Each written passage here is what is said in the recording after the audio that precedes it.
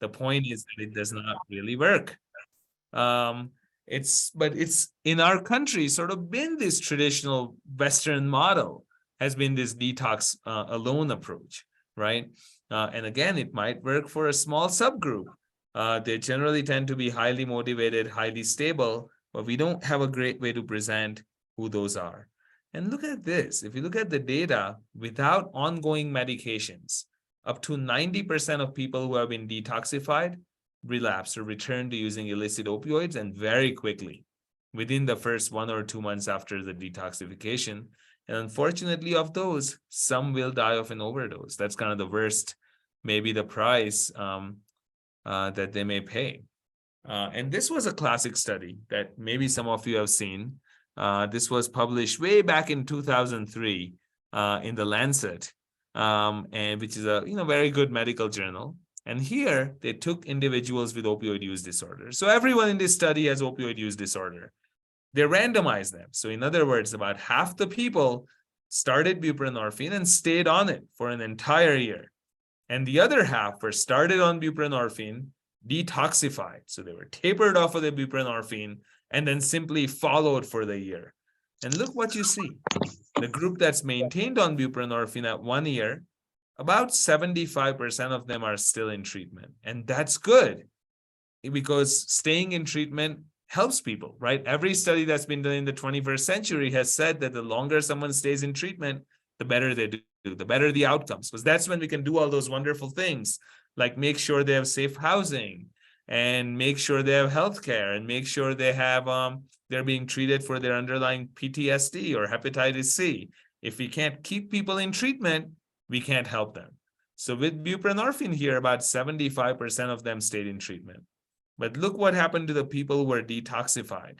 Within just 2 months of detox, look at this roller coaster ride down. Every single person had dropped out of treatment. They were still followed through tracking, etc., for a year. And everyone in the buprenorphine maintenance group was alive. But if you look at the people who were detoxified, 4 out of 20, so about 20% of the people in that group were no longer alive 1 year out. And that's the real human toll, right, of something where we think we may be helping them, but it does not help a majority of people. So, and again, this is different, right? If I was talking about methamphetamine addiction, for example, or if I was talking about, even, cannabis use disorder, I would not be highlighting the role of ongoing medication so much. What I would be highlighting is the importance of all those other things like psychotherapy, right? Like peer support, of course, like case management. But here, opioid use disorders are maybe a little bit unique in that the medications, of course, those things help, but the medications seem to be kind of a critical factor in ensuring good outcomes. So I started right away with outcomes for methadone. Methadone is one of our 3 FDA-approved medications for opioid use disorders. It's been around for a long, long time. And I compiled some big outcomes that have been reported.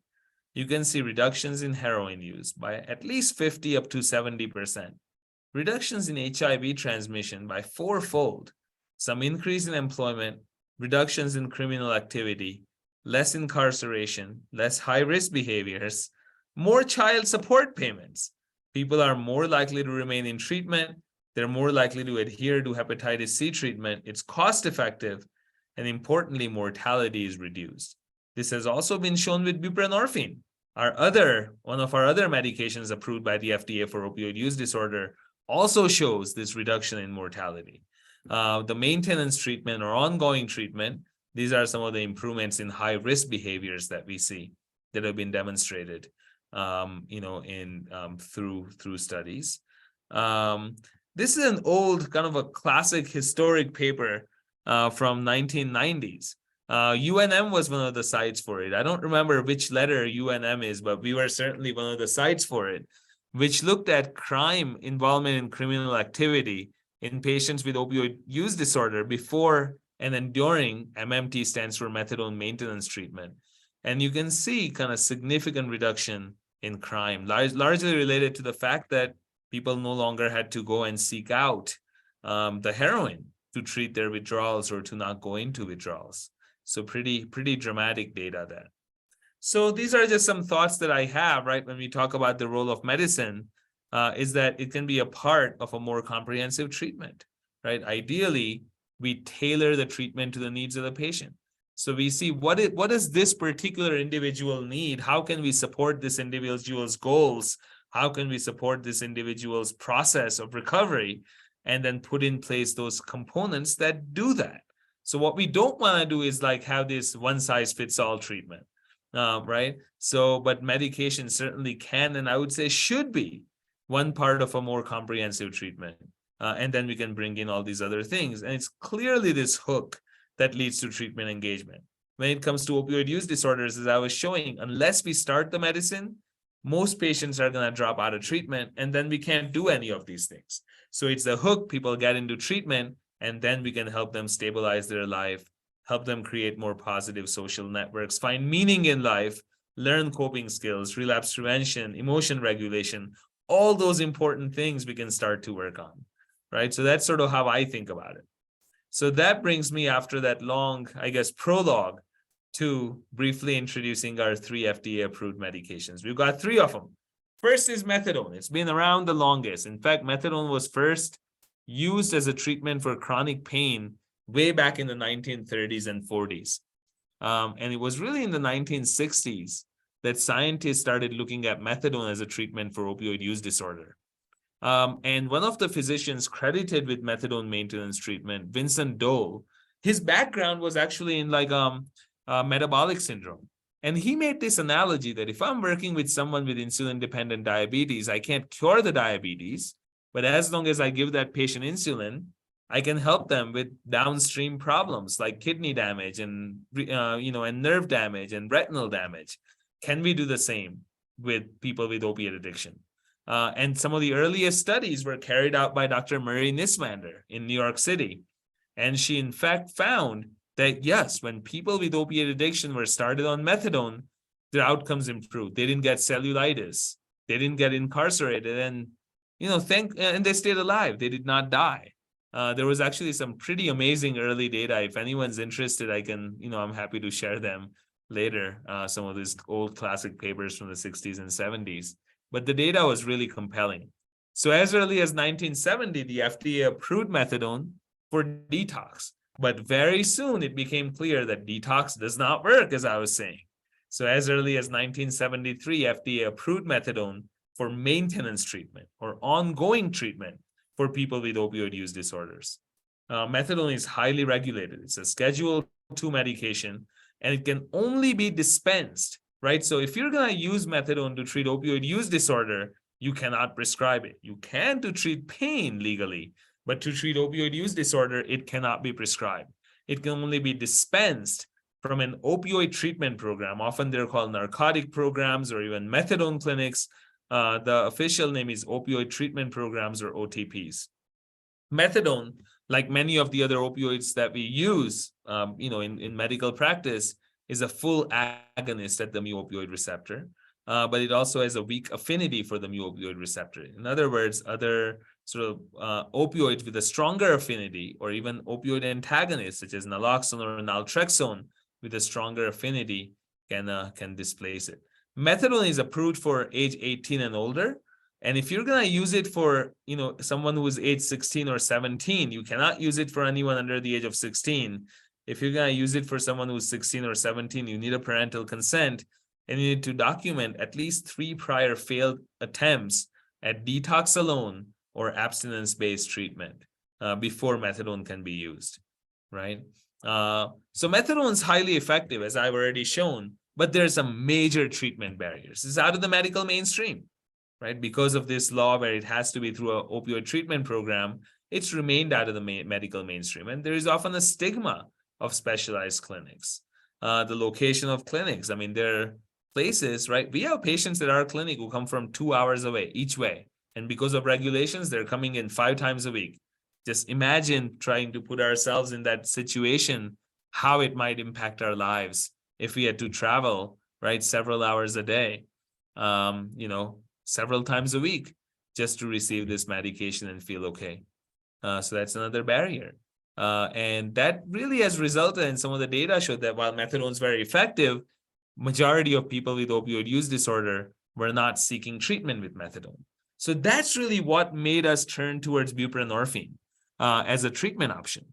Buprenorphine it took an act of Congress called the Data Drug Abuse Treatment Act of 2000, which made possible office-based prescribing of Schedule III opioids, right?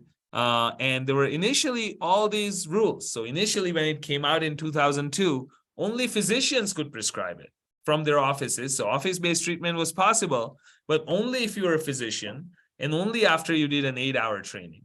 And then, because it was effective, it seemed to be safe, the regulations started being loosened, right? Thankfully, in 2017, the CARA, Comprehensive Addiction Recovery Act, was passed, which allowed nurse practitioners and PAs can prescribe, but only with a 24-hour training. And then in 2018, I want to say the Support Act, or was it 2020, that allowed nurse specialists and nurse midwives to prescribe it. And now what's happened, I'm sure most of you guys are aware, right? What just happened a couple of months ago is that the data waiver is no longer required, right? Anyone who has a DEA registration, anyone who can prescribe controlled substances, a Schedule III medication, can prescribe buprenorphine. And in fact, what just came out within the last week are training requirements.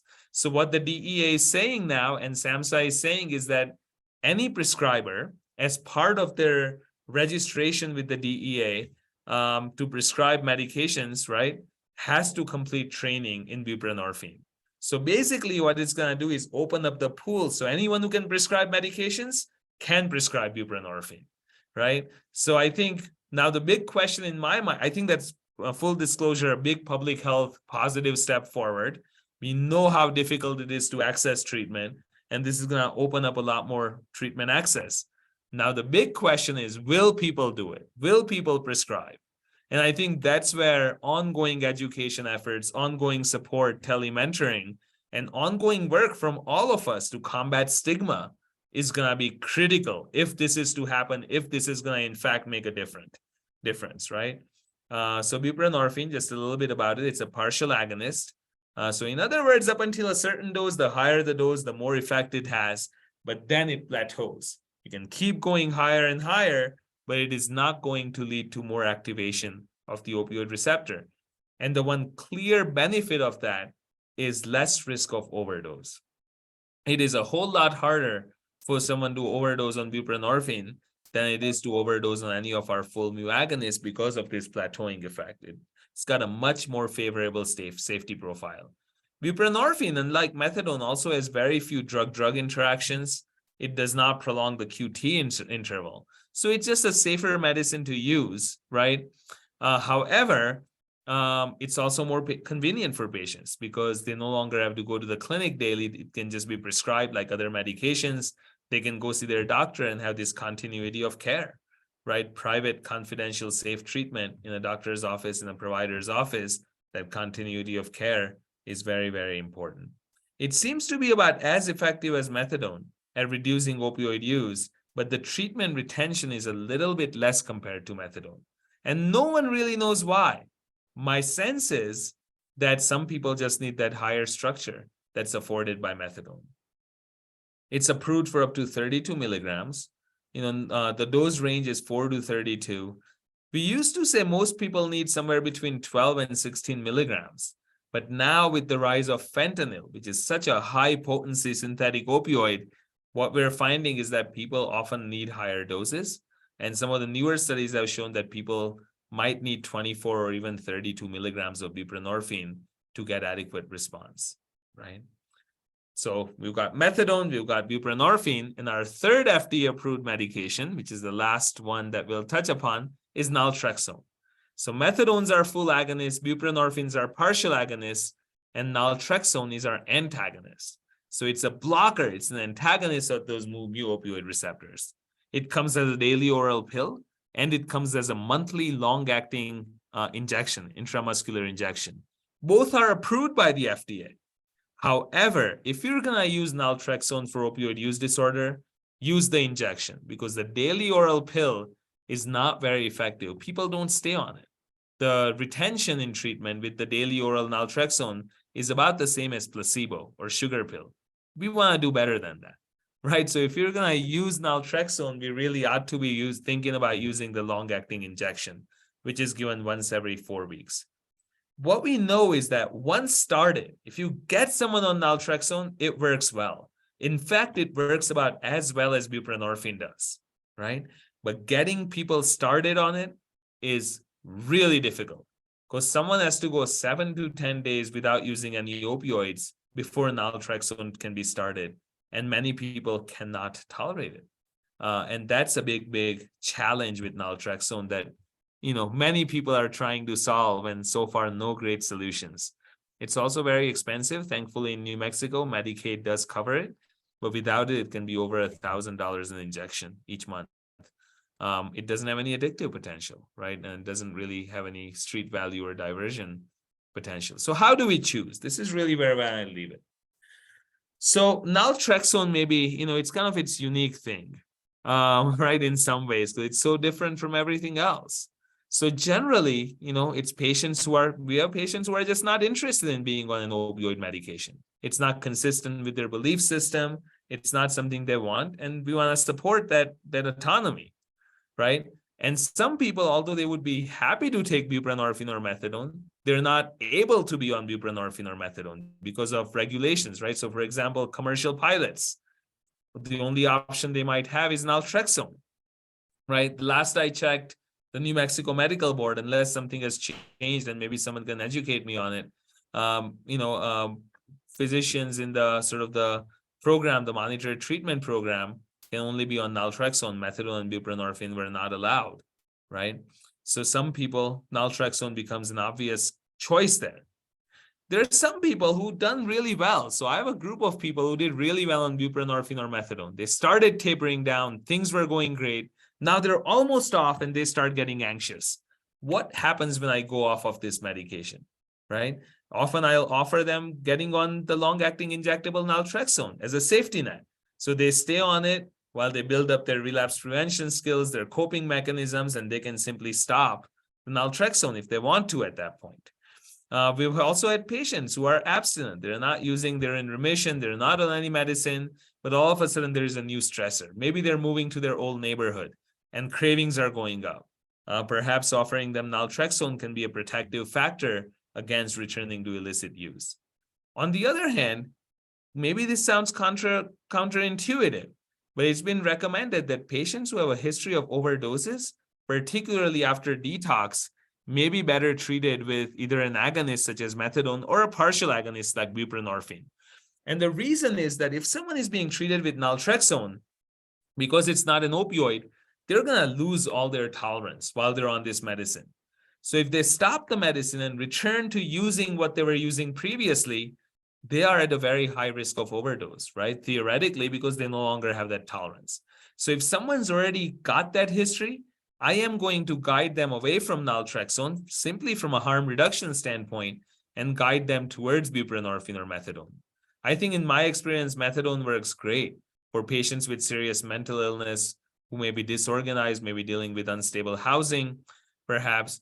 This, because when they come in for their methadone, we can organize all of our treatment around it. We've got a group of patients who have had a really difficult time engaging in treatment, but now when they come in for their methadone, they see a case manager, they may see a therapist, they may see a physician, they get their medications and everything happens, right?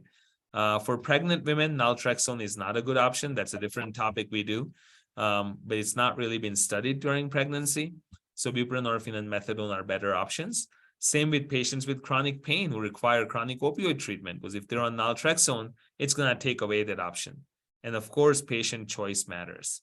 And this is just a reference slide here comparing buprenorphine and methadone. And lastly, I'm just going to end on this note. How long do I stay in treatment? And this is the answer: for as long as it benefits the treatment. Given this high risk of relapse, right? We don't want people to stop treatment too early. We don't have great data on who is an appropriate candidate and what strategies help people detox. We have a study going on right now that Dr. Warwick and I are both involved in that's looking at exactly that, but we don't have data yet. We're still a few years away from having good data. So for now, what I'd say is that I work with patients. Make a list of goals. You want to make sure those goals are met before you detox. If you detox, do it at your own pace. Stay engaged with us. Make sure your social networks are solid. You're around people who are supportive. You found meaning in work, and then do it gradually and at your own pace and while staying engaged. In recovery is really the message I give. And lastly, a note on integrated clinics. We know that co-locating and integrating psychiatric care, medical care, harm reduction services, right? Case management, primary care can really improve outcomes. Something that I know Dr. Gadomski is on and Julie in their project really demonstrated, kind of the role of integrated clinics where they put in a full spectrum clinic within a syringe exchange program and had quite good outcomes. So I kind of make a plug for that, and I will stop here. Thank you.